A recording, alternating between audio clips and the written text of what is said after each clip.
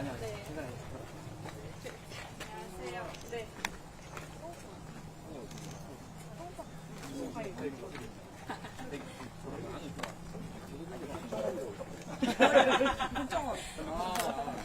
왜 국정원이요? 저는 국화를 좋아해요. 국화 정원인데 재밌게 치고 싶어가지고. 이렇게 무서운 데인지 몰라요. 농사만 잘 그러게요. 몰라요. 아까 전에 국정원 이제 옆에서 나와서 농장 이름이. 네, 아까 저기 농사진 거예요? 네네. 청년 농민들이 이렇게 조치원 저희 그래도 복숭아 밭에 오셨는데 복숭아는 드셔야 될것 같아요. 어디서 보여왔어요? 로컬 푸드에서 이 친구 농사가 끝나가지고 보통 맛있네.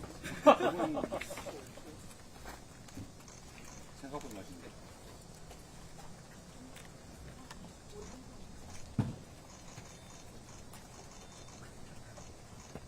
조일 농장 걸 맛을 봐야 되는데.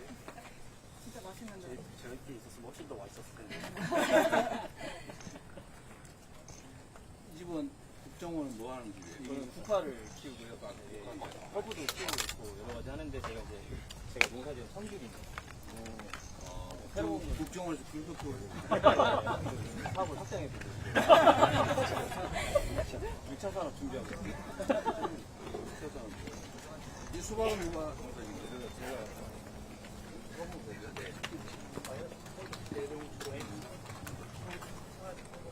이거 요새 얼마예요? 뭐지? 너무 비싼데. 로컬 푸드에서 거의 100점짜리 하고 있어가지고. 이거 보다 한 3만 원 하지 않나요? 일반 마트에서는 꿀 만드는 분들이시고. 왜 두근두근이에요? 제 이름이 주군이거든요. 두근두근. 와이프가 저를 보면 항상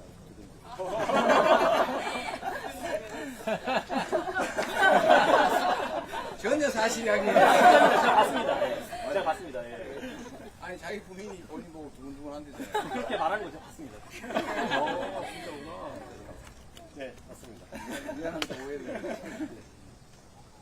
꿀농사도 지시고. 꿀농사를 봐야지. 이건 한꿀 좋아하시나요? 아, 이건 아무렇지 잘 먹겠는데. 이거는 좀 신맛이. 네. 아카시아 꿀인가? 아니, 이게 아카시아. 이거는 야생화꿀. 근데 이게 왜 신맛이 나요? 밤꿀 원래 밤꿀이 원래 꿀이에요? 네. 밤꿀 뭘로 밤꿀 안 먹어. 밤꿀은 쓴맛 안 나는데? 단맛이. 단맛이 아주 진한 맛인데? 아 그런가요? 이게 아닌데. 아, 네. 농담으로 알겠습니다.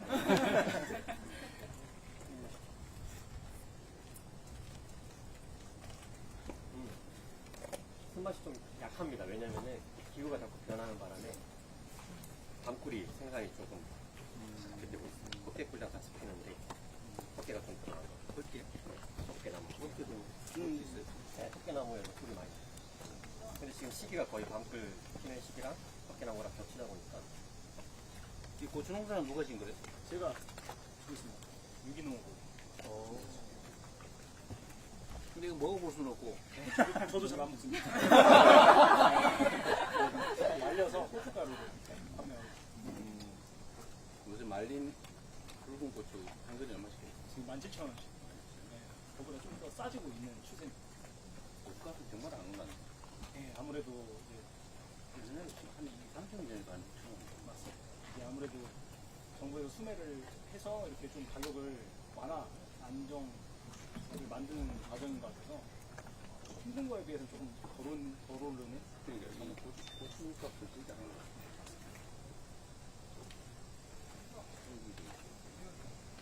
우리 세종식물은 뭐 하는데요? 저는 무궁화 나무 키우고 있습니다. 무궁화나무요? 네, 유럽에서 신품종 나무들을 이제 수입해서 직접 선목해서 이 알리는 무궁화도 일을 하고 있어요. 수입한 거예요? 네. 얘는 유럽이랑 미국에서 로열티를 가지 이거 원래 우리나라 우리나라 품종인데 이제 무궁화가 이제 새로운 품종이 계속 개발되고 개발을 여기서 가져가지고 그쪽 대량을 해서 그쵸. 그러니까 유럽이 한국보다는 더 많은 무궁화를 키우고 있어요. 백합도 우리 많이 가지고 대량을 한 거라. 맞아요. 그게 얼마 로얄티 하는 거기 얼마 주? 로얄티를 좀. 우리는 로열티 한국에서는 못 받고 있어요. 왜냐면 예, 품종 등록이 안 됐기 때문에 근데 수입 들어올 땐 수입 들어올 때는 저희가 그 지불을 하고 들어오고 한국에서는 로열티를 못 받고 있어요. 그럼 요거를 가져와서 뭐라 그럽니까? 이게 가지를 잘라서 삽목을 해요. 키운 거에 대해서는 로얄티 안 줘도 되고. 네. 그러니까 품종 등록을 하고 라이센스가 있으면 로열티를 줘야 되는데 저희는 이거는 아직 한국에서는 못 하고 있어요. 네. 우리 한가는 뭘 만든 거예요? 저쪽에 있어요. 어디 있어요? 갖다 주시기로 했는데 아직 네. 이렇게 울금은 직접 농사 찍어가지고 울금 뭐예요? 네, 울금이 강황이라고 하는 건데 카레 만드는 노란 강황을 우리말로 울금이라 그래요? 그러면? 원래는 뜰린데 요즘에는 이제 다 같이 혼용해서 쓰고 있습니다. 강황과 울금이 다른 건데 비슷한 거다? 예. 그래서 이게 원래 울금이 좀 드셔보시면 되게 텁텁해요. 그래서 병충해가 없이 키울 수 있는 그 작물 중에 하나여서 저희가 가공을 하면 네. 이 울금 이거 얼마짜리? 이게 14,000원입니다. 이거 좀 차 먹을 때 이렇게 손쉽게 갖고 가라고 저희가 좀 이렇게 손쉬운 선물 정도로 이렇게 만들었어요. 세종한가의 안서영 대표님. 네. 14,000원? 네, 14,000원입니다. 누가 하나 사주세요. 이거 다리 이거 빼면 돼.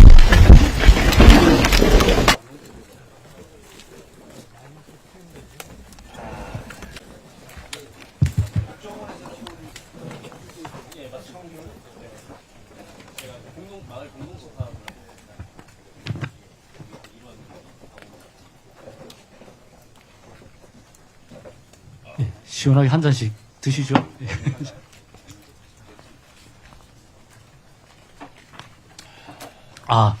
네, 고맙습니다. 오늘 비도 오는 것 같고 바람도 많이 걱정을 했는데요. 또 우리 대통령 오시니까 날이 시원해서 너무 좋습니다. 예, 그러면 지금부터 시작하도록 하겠습니다. 오늘 청년 농업인 현장 간담회에 참석해 주신 여러분들 정말 고맙습니다. 간담회 진행을 맡은 저는 농림축산비서관 이영수로 합니다. 박수까지요? 예, 감사합니다. 네, 그렇습니다. 예, 고맙습니다. 저도 사실 청년 농업인 출신입니다. 18년 전에요.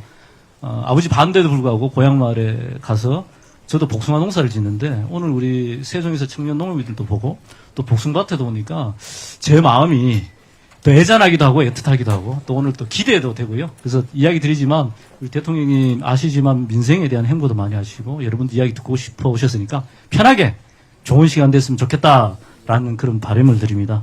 예, 오늘 이 자리는 청년들의 기회와 희망 K농업에서 펼치다를 주제로 청년 농업인들이 K농업의 주역으로 성장하기 위한 방안을 논의하기 위해서 마련된 자리입니다.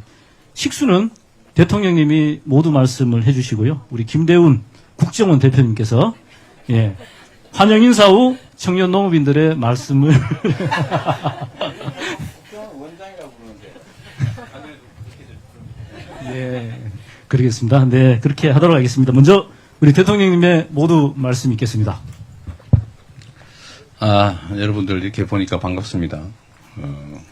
진짜 청년들 같네요. 이게 요새 그 농촌, 농업, 농부 이게 참 다양한 의미로 쓰여지고 있는데 요즘은 좀 전에도 우리가 그 얘기를 하고 왔지만 이 농촌이라고 하는 데가 어쩌면 쇠락의 상징 같았는데 요즘은 저는 새로운 희망처럼 느껴질 때가 있어요. 저 앞에 저도 빈 밭인데 그죠? 저런데 저 밭 두 개 보면 저런데 태양광을 깔아가 전기를 생산해서 팔면 어떨까 저는 그런 생각이 막 들어요. 그저 오솔길 넓은데 저기 쫙 태양광판 깔아줘도 되잖아요. 그래서 새로운 기회라는 생각이 들 때가 있습니다. 농촌. 또 농업은 그런 것도 있죠. 농업은 전략산업, 안보산업이다라는 생각을 제가 자주 말씀드리고 있죠. 일본이 지금 쌀값이 올라가지고 난리 났죠. 쌀값이 한 3배, 4배 오른 것 같아요.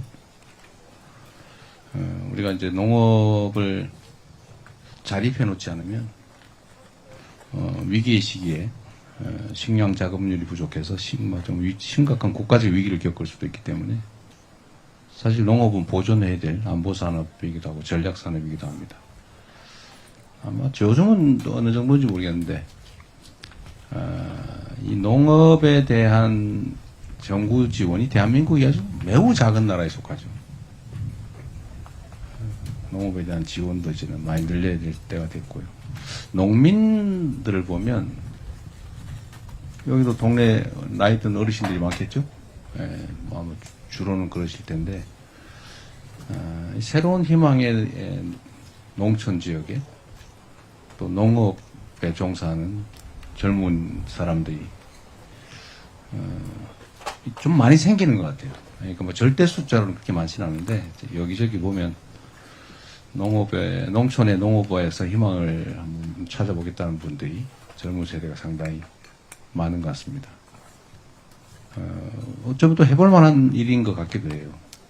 그리고 정부 정책도 이제는 농업, 농촌 또는 농민 이 부분에 대한 지원도 좀 많이 늘려야 되고 더 길게는 지속성이 있어야 될 텐데 앞으로 미래에 지금보다 더 나아질 거다 이런 기대가 좀 있어야 되잖아요. 어쨌든 그런 것들을 우리가 좀 만들어 보려고 노력은 하지만 사실 쉽지 않은데 오늘 여러분들 현장에서 느끼는 또는 필요로 하는 이야기들을 한번 들어보고 유능한 또 농축산부 장관도 계시고 하니까 농업비서관도 있고 하니까 저희가 여러분들 하신 말씀을 잘 경청해서 좋은 정책으로 만들어 보겠습니다. 어쨌든 날도 좋고 여러분들 만나서 반갑기도 하고 고맙습니다. 국정원 특히 여기 있는지 몰랐네. 네, 고맙습니다. 예, 다음은 우리 청년농업인 대표에서 우리 김대훈 국정원 원장님께서 인사하시도록 하겠습니다. 예. 안녕하십니까 대통령님. 저는 세종시에서 꽃을 재배하는 청년농부 김대훈입니다. 오늘 세종 청년농부들을 대표해 인사드립니다. 세종은 외지인들에게는 행정도시로 많이 알려져 있지만 사실은 도시와 농촌이 공존하는 도농복합도시입니다. 특히 복숭아와 조경수, 묘목이 유명한 고장이며 로컬푸드가 활성화된 지역이기도 합니다. 저희 청년농부들은 이러한 전통과 기반을 이어가면서 식량 작물뿐 아니라 꽃, 채소, 과일은 물론 특용 작물까지 다양한 농작물에 도전하고 있습니다. 농업은 힘든 일이지만 정직하게 키운 작물을 통해 지역 주민들에게 건강하고 신선한 먹거리를 전하고 있습니다. 이제는 식량 문제가 어느 정도 해결된 시대입니다. 앞으로 농업은 단순한 생산을 넘어 IT 산업과 연결되어 새로운 도약이 필요하다고 생각합니다. 저희 청년 농부들은 스마트팜 등 새로운 기술을 배우고 소비자와 직접 소통하며 지속 가능한 농업을 만들어가고 있습니다. 무엇보다 더 많은 젊은 인재들이 농업에 들어와서 자신의 꿈을 펼칠 수 있도록 기회가 열려야 합니다. 그리고 농촌이 다시 젊은이들이 찾아와 아이들이 뛰어노는 생명력 있는 공간이 되어야 한다고 생각합니다. 대통령님께서 청년 농부들의 도전을 응원해 주시고 젊은 세대가 농업 현장에 뿌리 내릴 수 있도록 힘을 보태 주시면 감사하겠습니다. 감사합니다. 네, 고맙습니다. 우리 김대훈 대표님도 지금 13년차 청년 농부신데 오늘 모임도 우리 후배님들을 다 같이 연락을 해서 하셨던 정말 지역에서 농사만 잘 짓는 게 아니고 또 지역에서 역할을 해주셔서 너무 고맙다는 말씀 좀 드립니다. 제가 이야기를 들으니. 제일 연장자입니다. 예. 그래서 이제 지금부터는요, 우리 대통령님이 주재하에 자유 토론을 하겠는데, 이야기 하셨듯이 여러분들도 하시고 싶은 얘기 평소 때 좀 편하게 해주시면 좋겠습니다. 예, 그럴 수 있죠? 네. 예, 좋습니다. 예. 그러면 대통령님 주재해서 회의를 진행하도록 하겠습니다. 본인이 하세요. 아, 그래요? 그렇게 하는 걸로 돼 있습니다. 그러면요, 제가 생각할 때 제 얘기보다 하고 싶은 얘기가 많을 건데 누가 먼저 한번 할까요? 제가 먼저. 네, 안녕하세요. 네, 맞습니다. 네, 유기농으로 고추 농사 짓고 있는 김농부 농장의 대표 김민석입니다. 사실 저는 농대를 나와서 농업에 입문하려고 농대를 들어가서 이렇게 농사를 짓고 있는 사람인데요. 저는 좀 농업이 매력적으로 느껴졌었습니다. 근데 현장에 들어와 보니까 농사 본연의 매력보다는 이제 좀 농업인의 혜택에 대한 매력도 때문에 그 진입을 하는 경우가 좀 더 많더라고요. 그래서 어떻게 하면 농업이 좀 매력적인 산업으로 발전할 수 있을까에 대해서 생각을 했고, 그에 대해서 좀 말씀을 드려보려고 합니다. 우선은 현재 2018년부터 뽑고 있는 청착농 인원을 조금 줄여서, 기존에 선발된 우수한 농업인들에게 좀 더 예산을 투여하는 게 좋지 않을까라는 생각도 하고요. 그리고 너무 급박하게 들어오다 보니까 준비가 돼 있지 않는 농업인들이 많은 것 같습니다. 그래서 조금 공부를 하고 들어올 수 있는 그런 제도도 필요하다고 생각이 들었습니다. 그렇게 하기 위해서는 좀 농업인의 세분화가 필요하다는 생각이 좀 들었거든요. 농업 같은 경우에는 전방산업도 있고 후방산업도 있고 영농도 있지만, 보통 농업인이라고 하는 사람들은 전방산업 또는 영농에 기여를 하고 있습니다. 그러면 영농 정확히 농사를 열심히 짓는 사람은 영농으로, 그리고 농사를 지으면서 가공이나 유통, 관광 쪽을 하는 분들 따로 이렇게 세분화해서 지원 정책을 좀 전략화하는 게 좀 맞지 않을까라는 생각을 했습니다. 일본에서는 지금 인증 농업인 제도라는 걸 하고 있는데요. 15% 전체 농가의 15% 정도만이 이걸 하고 있는데, 전체 생산비의 50%를 차지하고 있다고 합니다. 이렇게 면허제 비슷한 게 있으면 좀 더 좋겠다라는 생각이 들었고요. 그렇게 하기 위해서는 청년 농업인들이 현실적인 농업 생산비가 늘어야 된다고 저는 생각을 하는데, 그 방법이 저는 현실적인 정밀 농업이 들어와야 된다라는 생각을 합니다. 사실 스마트팜이라고 하는 게 굉장히 많이 보편화되어 있는데, 사실 우리나라에서만 쓰는 단어거든요.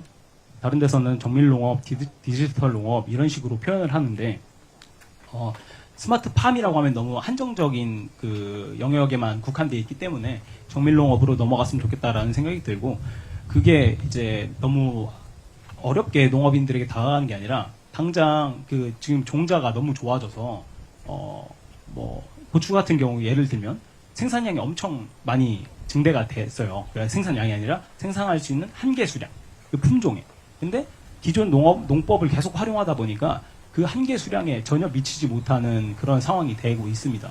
그래서 농법을 좀 더 바꾸고 거기서 좀 더 정밀하게 할 수 있는 방법을 고안해내는 것이 농업인에게 좀 더 좋겠다라는 생각이 들었고요.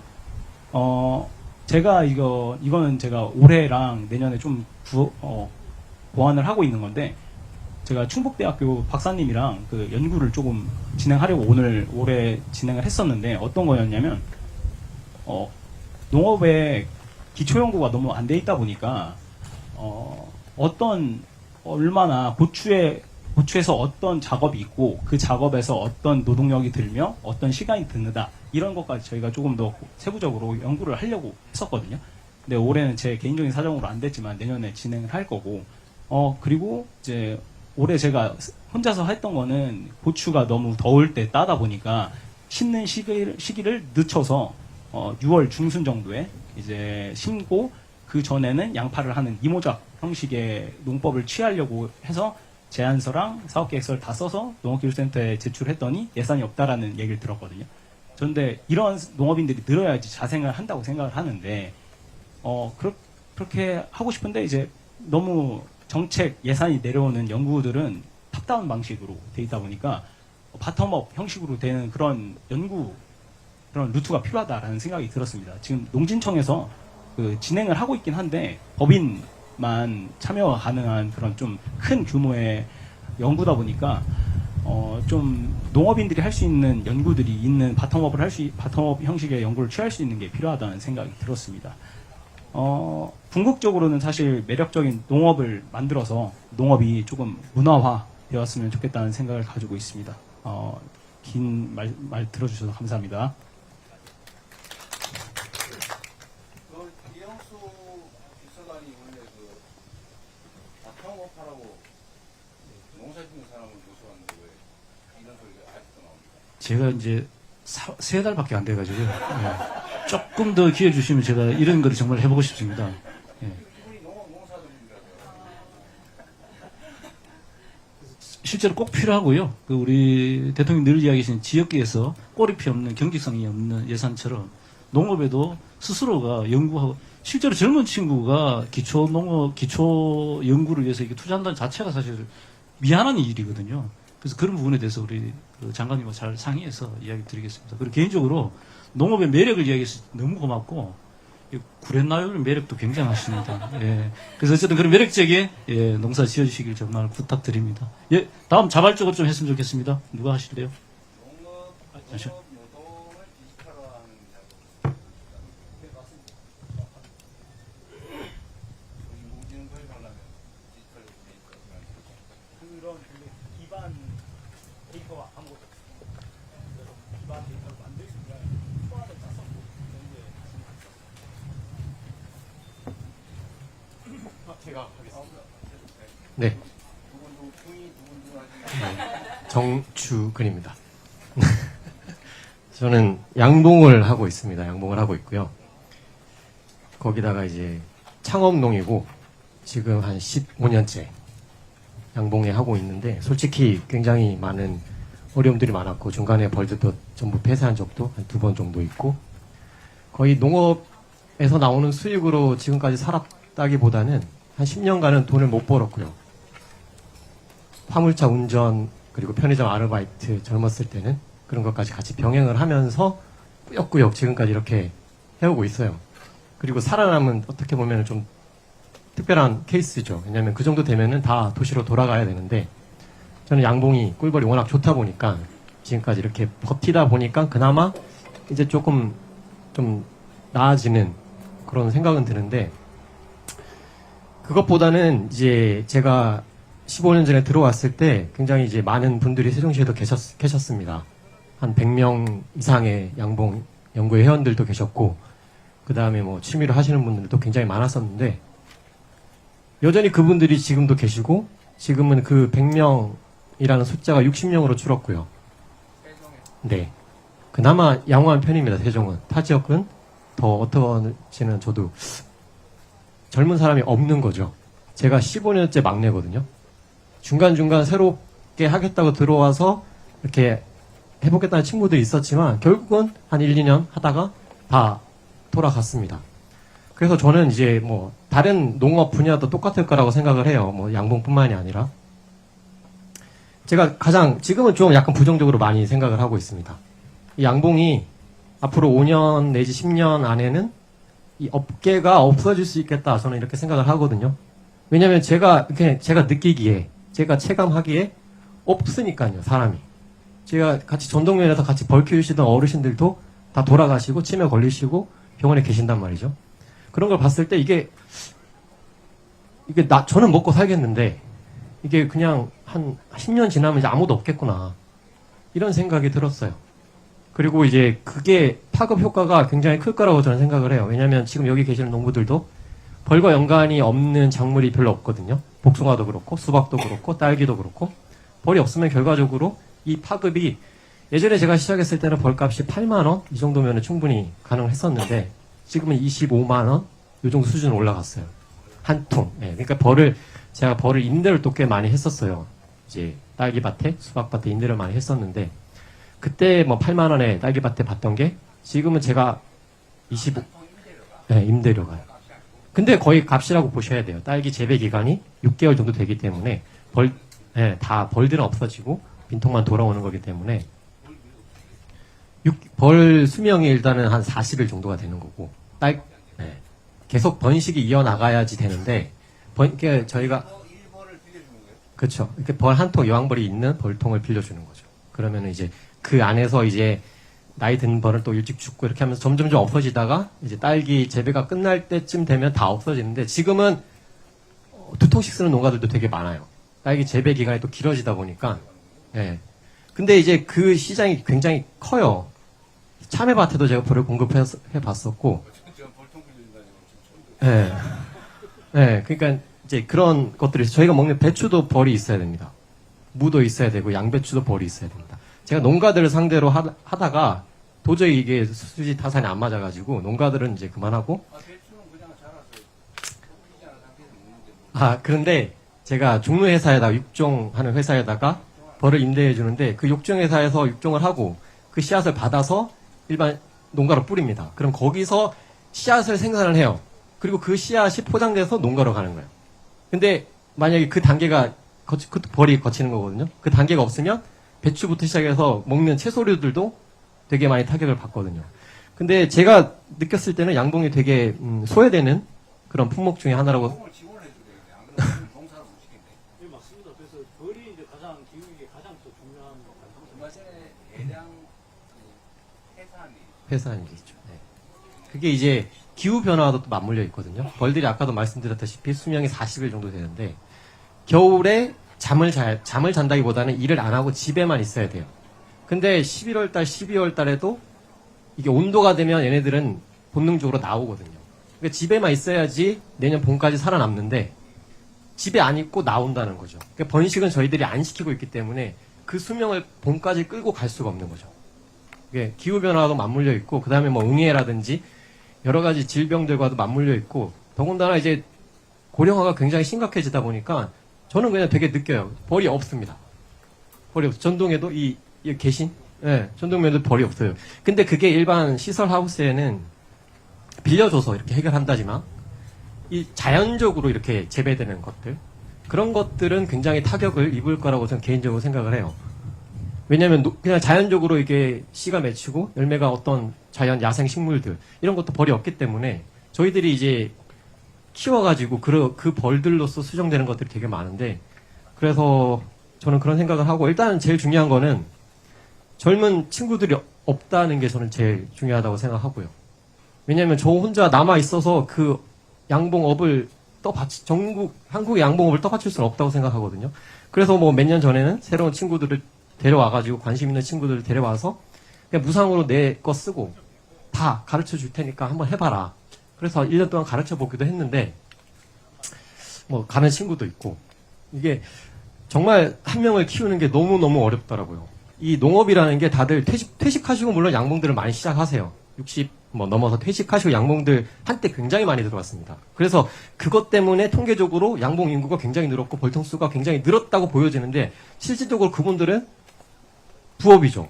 부업이고 취미다 보니까 시간이 지나고 돈이 안 되고 하면은 그냥 접으면 끝나는 거예요. 그리고 이 농업이라는 분야 자체가 최소 10년을 해야 좀 알겠는데 이 정도가 나옵니다. 근데 퇴직하시는 분들이 65세 오셔가지고 알겠는데 하면 75세거든요. 그래버리면 뭔가 제대로 하고 싶어도 할 수가 없다고 저는 생각을 하거든요. 젊은 친구들이 여기에서 10년을 충분히 할 수 있는 그런 어느 정도의 지원을 했으면 좋겠고, 물론 제가 생각할 수 있는 영역을 넘었어요. 이미 제가 봤을 때 되게 부정적인데, 이미 또 베트남 수입골도 이제 개방이 되고 있고, 29년에는 이제 완전히 베트남과 경쟁을 해야 하는 상황인데, 그쯤 되면 이제 한국의 양봉은 거의 이제 무너져 있지 않을까. 전 개인적으로 그렇게 생각을 하고 있어요. 이런 이야기를 나눌 사람들도 없어요. 제가 양봉협회 뭐 어떻게 감사도 하게 되고 하지만, 거기 임원분들과 이렇게 대화를 해봐도, 뭐랄까요? 이 후대를 키워야 된다. 일단 자기가 죽을 때까지, 힘든 데까지 하는 게 중요합니다. 나 죽을 때까지 할 거다. 70인데, 80인데. 그러다 보니까, 제가 대화가 안 통하다 보니까 이미 거기서도 제가 이제 한 발 빠져나와서 있는 상황이고, 나만 잘 먹고 잘 살아야겠다. 방법이 제가 생각했을 때는 이 대책을 세워야 되는데, 제 개인이 뭐 어떻게 움직일 수도 없는, 그렇다고 지원을 해가지고 젊은 애들이 양봉을 하러 들어온다? 이것도 되게 어려운 것 같아요. 양봉이라는 게 벌을 좋아서 들어와야 되기 때문에. 조일농원 사장님은 이 수정을 어떻게 해요, 그러면? 손으로? 인공수분을 이제 뿌리가 주는 기계가 있습니다. 이렇게 뿌리기도 하는데, 사실 그거보다 지금 말씀하신 게 금방이 그러니까 근데 벌이 없을 거 아니에요. 벌 빌려다 쓸 수도 없잖아요.